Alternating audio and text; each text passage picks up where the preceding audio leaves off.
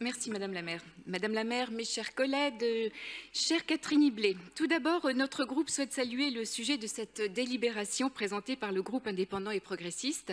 En effet, 10 ans après une mise en œuvre zélée, mouvementée et précipitée à Paris en 2013, il est peut-être temps aujourd'hui de faire un point d'étape sur le périscolaire à Paris.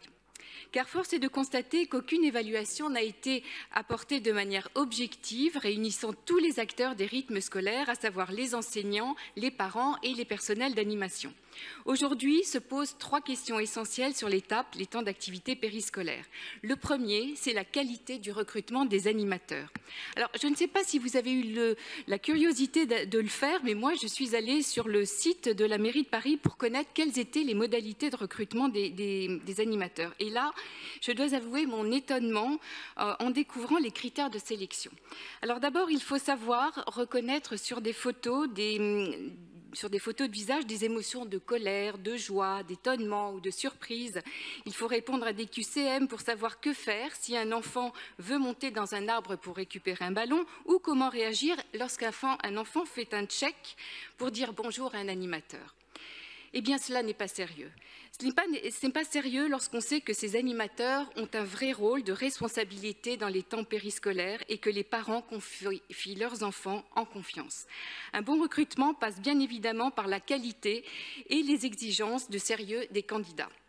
Il passe aussi par des conditions attractives salariales et de travail pour les candidats. Le second critère est la formation de ces animateurs. Lors de l'AMIE sur le périscolaire, à laquelle j'avais assisté en 2016, était préconisée la mise en place d'une école de formation des animateurs.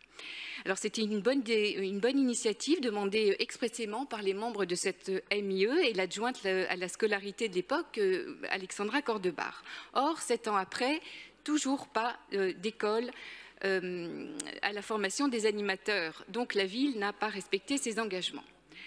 La formation des animateurs est pourtant un gage de qualité et leur professionnalisation un atout certain dans leur future activité. Un cadre est indispensable pour garantir une animation homogène sur tout le territoire parisien.